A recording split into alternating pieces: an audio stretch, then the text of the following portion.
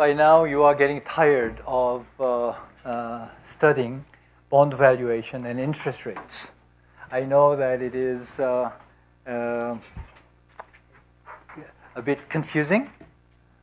It's not because the topic itself is confusing, but because you are not familiar with it. But sooner or later, you will get over this stage, and then you will become fluent in it. Be patient. Spend a few more weeks. You'll become much better. You will feel much better. Okay, as we discussed a moment ago, current yield is, by definition, annual coupon divided by price. And yield to maturity is current yield plus capital gains yield, and the rest of it is example of it. Bond pricing theorems, just read it and you can understand it. Differences between debt and equity, you take a look and try to understand yourselves. Let me start with bond indenture. Bond indenture is essentially a promise that the company, the issuer of the bond, makes to the buyers of the bond. Okay? Lenders. The borrower promises to the lender. And there are a few things that they promise. One is the basic terms of the bond. It's time to maturity, coupon interest rate, and things like that. The total amount of bonds issued. We issue $10 million worth of bonds, something like that. Description of property used as security, if applicable, so-called collateral. When the company issues bond, it may put company's assets as a collateral, and it's called secured bond. Okay, sinking fund provisions and call provisions you read. They are reasonably well explained in the book. Details of protective covenants. Since this is a promise that the borrower makes to the lender is interested in protecting lender's wealth. For example, if the company issues more bonds during the lifetime of the original bond, the original bondholder's wealth position can be negatively affected. So lenders, they have incentive to require the borrower, that is issuer of the bond, to write a promise that the company XYZ will not issue more bonds while the previously issued bonds are still outstanding. That kind of promise is very often observed in bond covenants or bond indenture. And some of you have identified some special covenant provisions, protective covenant provisions from the bond contract, and that was very nice of you to try that. Bond classifications, I will ignore it. And I will go into bond ratings. There are maybe tens of millions, if not hundreds of million bonds outstanding at the moment in the world. And you are investing in those bonds. And think about it. It's tens of million bonds. You cannot examine each and every one of those. And you cannot even understand what is going on with the Korean papers, Korean bonds, U.S. bonds, Japanese bonds, and European bonds. There are many different kinds of bonds. Fortunately, there are three major agencies, international agencies, that provide bond rating services. Moody's, Standard & Poor's, and Fitch's. These three bond agencies, they provide bond rating. They give to the public this information about how good a bond is. For example, a bond issued by a Japanese government, how good is it? What is the default probability of it? What kind of risks are there in the Japanese bond, in the Korean bond, or Chinese bond, or Greek bond, or US bond, or 오뚜기 bond, okay, 농심 bond, okay, KT bond. What other companies are there? Let's use some examples. CJ's bond. Okay?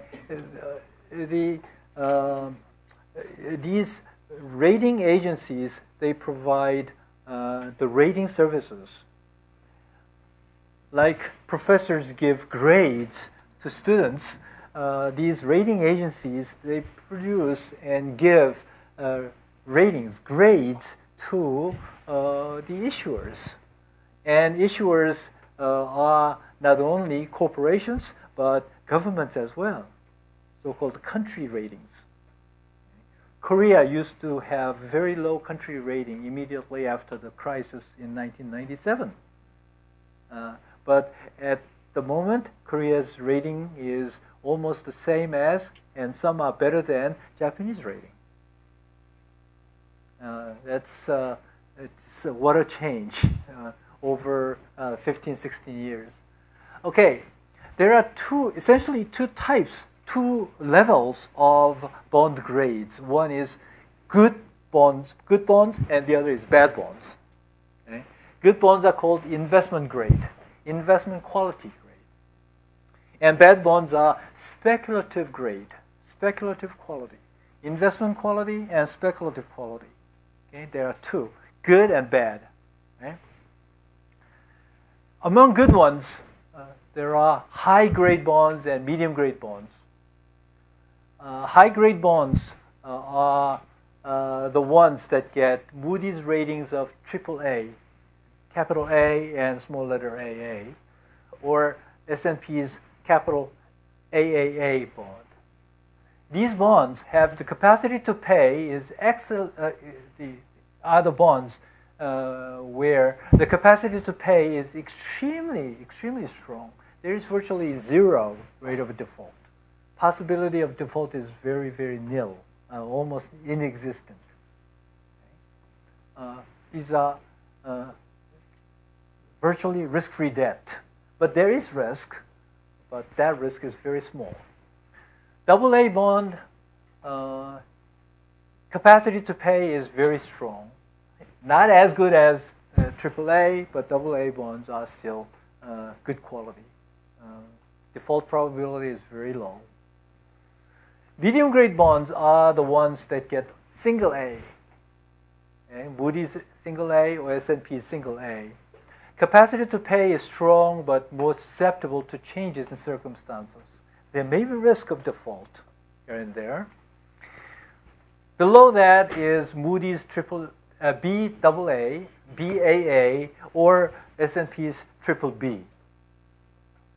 Still investment grade, but not as good as AAA, AA, or single A. These bonds are the ones that have the capacity to pay is adequate. Adverse conditions will have more impact on the firm's ability to pay. If conditions change to the negative, it will undermine the ability to pay the obligations. But these grades are called investment grades. Okay? Investment grade bonds. They are good bonds. Okay? Move on to the speculative grade. Low grade bonds. Moody's BB, the S&P's BB or single B, or Moody's BA or B. Considered possible that the capacity to pay will degenerate. In other words, the probability of default is not low. There may be risk of default. Very low grade bonds, Moody's C or S&P C, or below. Some of these are in default with principal and interest in arrears. Interest in arrears means interest payments has not been made in the past. So the company is in a condition of practically default. Income bonds with no interest being paid or in default with principal and interest in arrears. These are the bonds that have fallen from investment grade to speculative grade and this default grade. Okay, they are called fallen angels. 타락한 천사, fallen angels. Now, here is a question. Having learned about price, yield to maturity, and bond pricing, here's a simple, easy question. There are two bonds. One is an investment grade bond, and the other is a speculative grade bond. Which one has higher yield to maturity? Other things being equal. Which one, investment grade or speculative grade? Which one has the higher yield to maturity? Speculative. Speculative. Anyone else? Are you all agree? Do you all agree? Okay. Yes. Speculative grade bonds have higher yield to maturity than investment grade bonds. It might be a little confusing, but it is right. For the sake of convenience and simplicity, let's call investment grade bonds good bonds and speculative grades bad bonds. And good bonds are bad bonds. Okay? Other things being equal, whose price will be higher, speculative grades or investment grade? Huh? Price.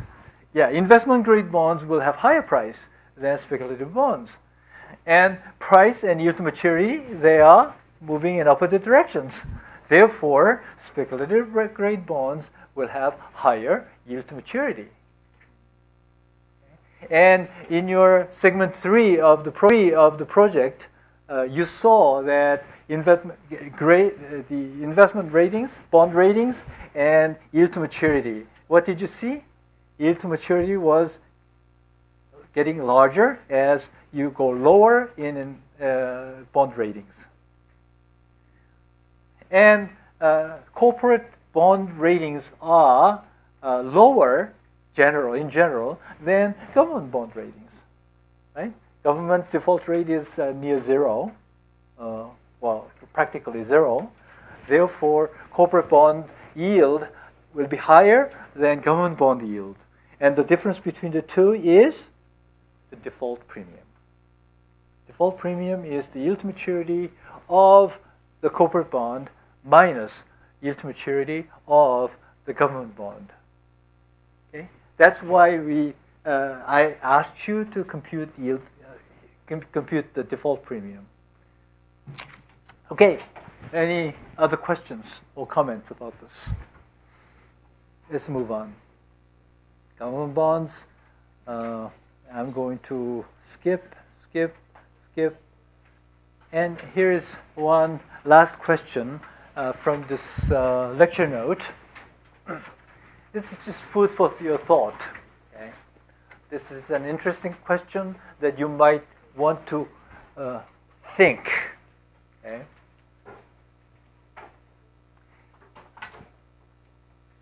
If you have, say, $1,000 with you, and take $1,000 to a bank, and you are going to deposit your $1,000 to the bank, and the bank says, we are not going to give you any interest on your deposit. What would you do?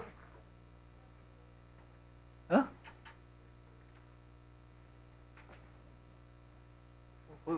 Huh? You don't save, right? You don't deposit your money into the bank. Okay. Because the bank doesn't pay you interest. Why put your money in your savings account? Now, suppose it goes even further. The bank says, we are not going to give you interest. We are going to charge interest. In other words, we'll give you negative interest. If you invest $1,000, a year later, we'll give you back $995. What did you say? Forget it, right? Forget it. And you will bring your money back and put it in your safe. Put it under the bed, okay? And keep the cash, right? So it is impossible to have a negative interest rate. Negative interest rates, nominal interest rates being negative, unthinkable, impossible. There are government bonds. However, there are government bonds that are selling at negative yields. In other words, if you invest in the bond, you have negative yields. You are going to lose money if you hold it until maturity. Why invest in negative yield bonds? European banks and central bank especially, the ECB and other European central banks, Swedish central bank, Danish central bank, the Swiss central bank, they have decided to pay negative interest on the deposits made to the central bank. Why? How can it be possible to have negative interest rates? Why investors would invest in bonds with negative yields? Holding physical cash would yield at least zero yield. But investors are investing in bonds with negative yields. I'm not going to give you answers. The answer is given in The Economist article. The Economist, when was it? January 24th of this year, Economist ran a short article why investors would opt to lose money. Interesting title. Why investors would opt to lose money. Why they are losing money by investing. Okay? I want you to read and come up with the answers. This can add to your pool of common sense. You will become much more knowledgeable in finance, okay, after you read this. Okay, any questions?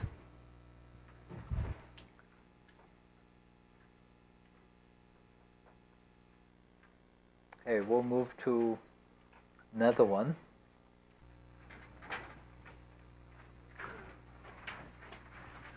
I have about 15 minutes for the class.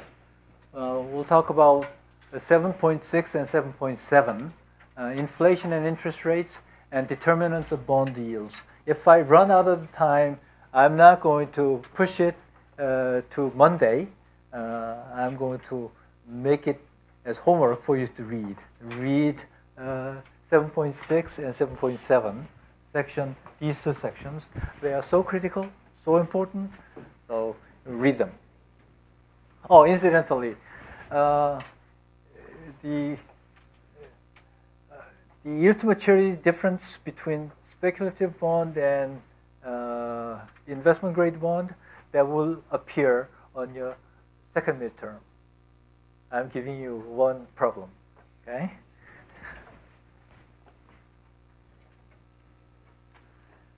Okay, before we go further, here's newspapers such as Wall Street Journal, Financial Times, or Maegyeong, or Hangyeong, or some of those the newspapers, financial newspapers. They carry the quotations of bond prices. This one is Treasury bonds, Treasury bond price. And you should be able to read this Treasury quotation And I'm going to read that with you so that you can, when you open a newspaper, and you can talk about it, at least be able to read what the numbers really mean. And this looks ridiculous if you only look at the numbers. 15 November 21, 8.000, 148.5000, 148.5469, and 0.2656 and 2.56. It's random numbers, look like random numbers or secret code. Okay, this one is the maturity date. That's maturity date. November of year 2021. Okay? 15 means 15th day of November 2021. That's the end, maturity of the bond. This is the coupon rate.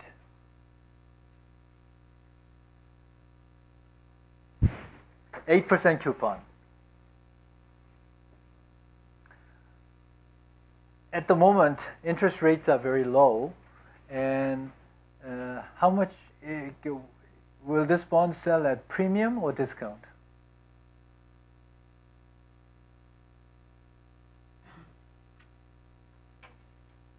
At premium. Selling at premium means it will be selling at a price higher than the face value. Face value is 100. All the bond prices are expressed as percent of the face value. So this is 148.5 times the face value. Okay, this is so-called the bid price. I'll explain this in a second. And the second one is ask price. Assuming the face value is 100, bid price is 148.5, and ask price is 148.5469. And what is bid and what is ask? Let's look at this. Here's a buyer of a bond, and here's a seller of a bond. And here's an investor or the person called dealer. Dealer buys from a seller. Buys from a seller and sell it to the buyer. The dealer is there to create a market. So dealer is called market maker. Dealer is making the market. Dealer is buying from a seller, and the price dealer is paying to the seller is bid price. And dealer is selling the bond to the buyers, and this one is called ask price. Dealer is asking the buyer to pay 148.569 for the bond that he purchased from a seller by paying 148.5. And the difference between the two is called bid and ask spread. Is the profit that dealer is making. Dealer buys low and sell higher. And the difference, bid-ask spread, is the profit for the dealer. Dealer is making the market because there is a profit to make the market. Do you get it? Understand? So ask price is higher than the bid price. If ask price is lower than the bid price, then dealer is going to go out of business soon. And this 0.2656 is the change in ask price since yesterday. So it is, the price has gone up since yesterday by this much. And 2.56 is, by now you are very familiar with it, yield to maturity.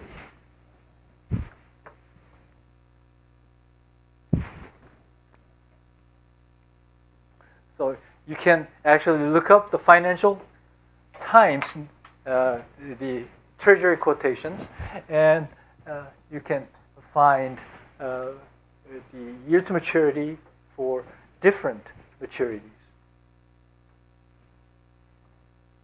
Okay? So these are the questions that are answered on the board. Now, one thing I might add at this point about YTM. YTM may be different among different maturities.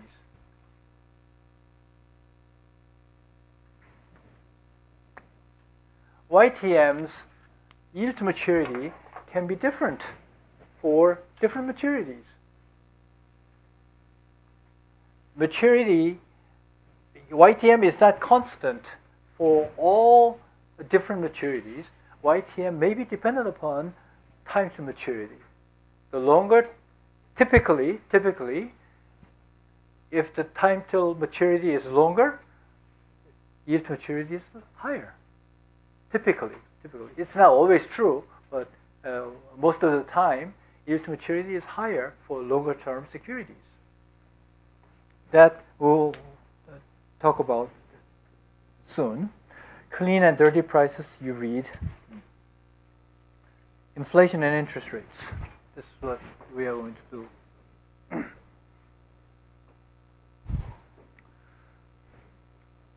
When I was an undergraduate student, inflation in Korea was each year about 20%. Price rises like crazy. 20% inflation rate. It is unthinkable, right? At the moment, inflation rate is about 1%. And some people are worried about inflation becoming negative, that is, deflation. And if deflation occurs, then the real economy activities will shrink. Therefore, the economy will go down, and economy will be in recession. And if things go worse, it can go into depression. So the government is trying everything to avoid going into deflation. In the history of the economy, not just Korea, but in the US and Europe, deflation occurred not frequently, but when deflation occurs, the consequence is very severe. The economy shrinks, and the income level falls, and employment falls. There will be massive unemployment. So I think it is essential for the government to try everything to avoid going into deflation. Now, about inflation and bond interest rates or bond yields, it's a simple equation called the Fisher equation. It is due to Irving Fisher, the famous American economist, who has done a lot about financial economics. Irving Fisher came up with the relation between nominal interest rate and real interest rate. Rate of interest is a real rate of interest is change in buying power, and nominal interest rate is quoted rate of interest change in actual number of dollars.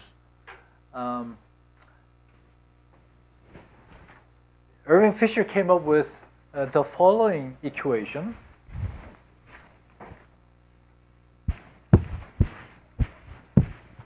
Nominal interest rate is sum of real interest rate and expected inflation.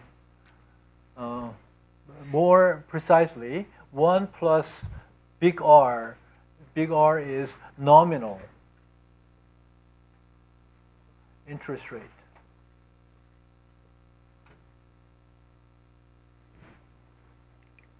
The interest rate that you actually experience in real life, nominal interest rate, is equal to 1 plus R.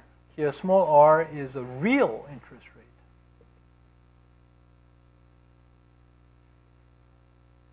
If there's no inflation, this real interest rate is the interest rate. And 1 plus H. And H is expected inflation.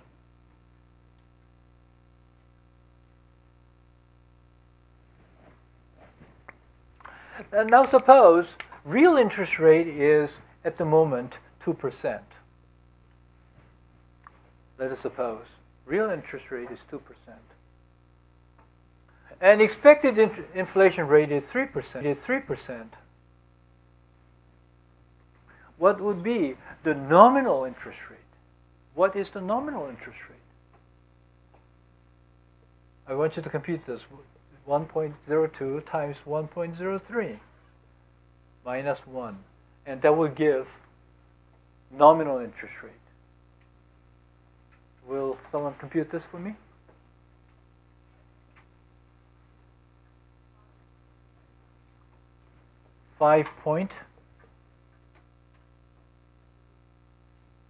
.06%. So approximately 5%, right? If you write that out, 1 plus R plus H plus R times H. And R is small, H is small, so this is close to 0. So R, big R, nominal interest rate is close to R plus H. Real interest rate plus expected inflation rate.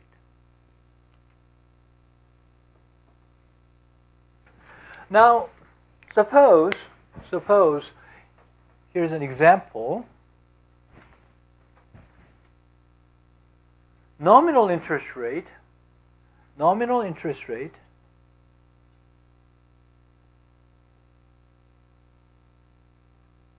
1 year. 1 year nominal interest rate is, let's say, 2%. Nominal interest rate is 2%. And let's suppose that expected inflation rate, again, for the coming year, for 1 year, is, let's say, 2%. Okay? Then what is expected inflation implied in the interest rates? What is the expected inflation that is implied in bond pricing? Nominal interest rate is 2%, and expected inflation rate is also 2%. What is the real interest rate that is implied, that is implicit in this bond pricing equation? R equals, right? 0%.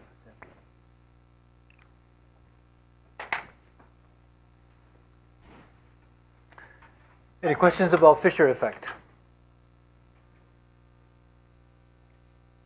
Now, term structure of interest rates, the last topic. Since I have only 2 minutes left, I'm not going to give a lecture on it. Your book has a decent enough introduction to the term structure interest rates or yield curves. I want you to read the section 7.6 or 7.7, whatever, and try to understand it. If you do not understand what the book says, then come to me on Monday, and I will explain it during my office hours. I'll be happy to discuss that with you. Okay, so you come to my office more often, and you will become better in understanding financial management. Okay, that's all for today, and I'll see you on Monday. Okay.